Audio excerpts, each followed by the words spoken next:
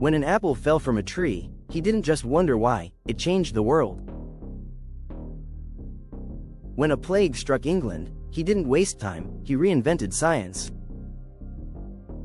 And when the universe seemed unknowable, he dared to define it. This is not just the story of a scientist, it's the journey of a man whose mind reshaped reality. This is the life of Sir Isaac Newton, full of brilliance, isolation, obsession, and revolution. Let's begin. Isaac Newton was born on January 4, 1643, in the tiny village of Woolsthorpe, England. He came into the world premature, sickly, and not expected to survive.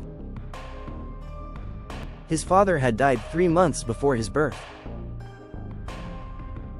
His mother, Hannah Askew, remarried and left young Isaac to be raised by his grandparents. Lonely. Sensitive. Often bullied. Newton wasn't the glowing star of the class, at least, not at first. He spent most of his childhood building sundials, crafting mechanical toys, and scribbling notes in the margins of books. He was a thinker, not a talker. But something burned inside him, a quiet obsession with understanding how things worked. At first, Newton's mother wanted him to become a farmer. But the boy who could barely guide a plow was far more interested in the movement of stars than the movement of livestock. In 1661, Newton entered Trinity College, Cambridge. There, he didn't shine immediately. But during his free time, he consumed the works of Descartes, Galileo, Kepler, and Euclid. He wrote so furiously in his notebooks, he invented his own shorthand. Then came 1665. The Great Plague swept through England, and Cambridge shut down. For most students, this was a disaster. For Isaac Newton, it was a miracle. Newton returned home to Woolsthorpe in 1666. He was just 23 years old. And in this isolation, he had what historians now call his annus mirabilis, his miraculous year. In a small farmhouse, using basic tools, Newton laid the foundations of calculus, optics, the law of universal gravitation, the 3 laws of motion. He didn't publish right away. Newton was notorious for keeping his work secret, scribbled in coded notebooks. But these were no ordinary thoughts, they were the blueprints of modern physics. And yes, this is when the legendary apple fell from a tree in his garden. Whether the story is fact or fiction, it represents something greater. Newton's genius lay in connecting simple observations to universal laws. But Newton wasn't just a mathematician. He was also a deeply spiritual man. And an alchemist. Yes, Newton believed in the mystical transformation of metals, the philosopher's stone, and secret knowledge hidden in the Bible. For over 30 years, he wrote more about alchemy than physics. To the modern world, that seems strange. But in Newton's time, science and magic weren't clearly separated. He saw the universe as one great riddle, and he believed that through patience, study, and divine insight, he could solve it. In 1672, Newton finally published his work on light and color, arguing that white light is made of a spectrum of colors. The scientific world was stunned.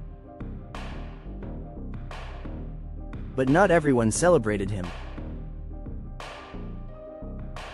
Enter Robert Hooke, an accomplished scientist, and Newton's future rival. Hooke challenged Newton's theories. He accused Newton of borrowing ideas. The conflict grew personal. Newton, never good with criticism, retreated. For nearly a decade, he stayed silent, refusing to publish further. But quietly, he worked on his greatest masterpiece. In 1684, astronomer Edmund Halley visited Newton. He asked a simple question: what shape would a planet's orbit be if it were attracted to the sun by a force that weakened with distance? Newton replied, an ellipse. Halley was stunned. How do you know? Newton calmly said, I've calculated it. That conversation led to the writing of Philosophiae Naturalis Principia Mathematica, or simply, Principia. Published in 1687, the book introduced the law of universal gravitation, Newton's three laws of motion, a mathematical framework that explained tides, planetary orbits, comets, and more. Einstein would later call it the greatest intellectual achievement in history. Newton became a scientific celebrity. He was elected president of the Royal Society in 1703, knighted by Queen Anne in 1705, and became master of the Royal Mint, where he aggressively cracked down on counterfeiters, even sending some to the gallows. He had power, status, and a reputation so fierce that few dared to challenge him. But he never married. He had no children. And his relationships were distant, even cold. He had friends, like Halley and John Locke, but few ever got close. Newton lived mostly in his mind, and his mind rarely rested. In his later years, Newton continued revising his work, battling critics, and studying the Bible and alchemy. For all of Isaac Newton's brilliance, his groundbreaking laws, his mathematical genius, his place in scientific history, there's one aspect of his life that remains almost completely blank. Love. Historians agree that Newton never married, and he never had any known romantic relationships. In fact, some believe he died a virgin, not out of circumstance, but by choice. So, was Newton simply too focused? Or was there more to the story? There is only one faint glimmer of romantic possibility in Newton's early life. A woman named Catherine Storer, a distant relative or possibly a family friend. She later told a biographer that Newton never expressed love, nor did he ever try to marry her. Whatever affection he may have felt, it remained hidden, unspoken, and eventually faded away. It seems Newton was emotionally reserved, even in his youth. While others formed friendships, families, and romantic attachments, Newton was pouring his time and soul into the mysteries of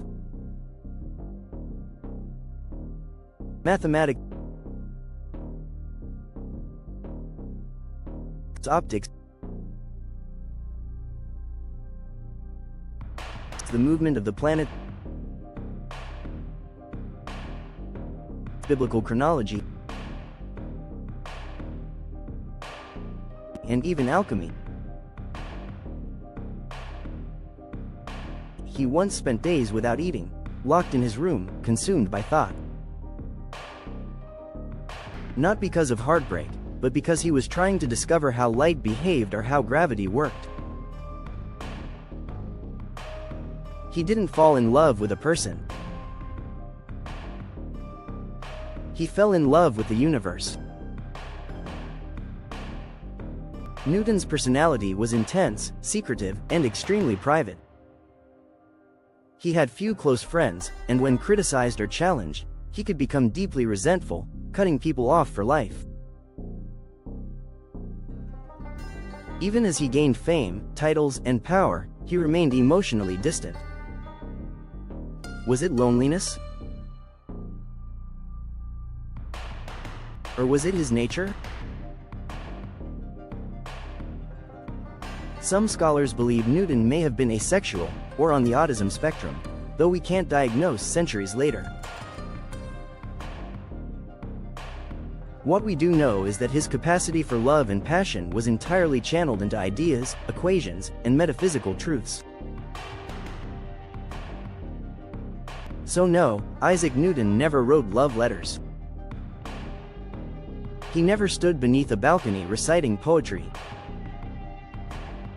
He never walked hand in hand through the countryside. But he did give us something else. He gave us gravity, calculus, and a new understanding of the cosmos itself. In a way, his love was larger than any one person. It was for all of us. He died in 1727 at the age of 84, honored and buried in Westminster Abbey, a place usually reserved for kings and poets. But Newton wasn't just a man of his age. He was the architect of modern science. His laws held strong for over 200 years, until Einstein's theory of relativity reframed gravity. Even then, Einstein said, "Newton, forgive me." Newton showed the world that nature could be described by math, that the universe wasn't chaos, but elegant order. Isaac Newton wasn't perfect. He was stubborn, secretive, and sometimes vindictive. He pursued enemies with the same intensity he used to chase knowledge. But he was also visionary. Fearless. Tireless. A mind centuries ahead of its time. He once wrote, "If I have seen further, it is by standing on the shoulders of giants."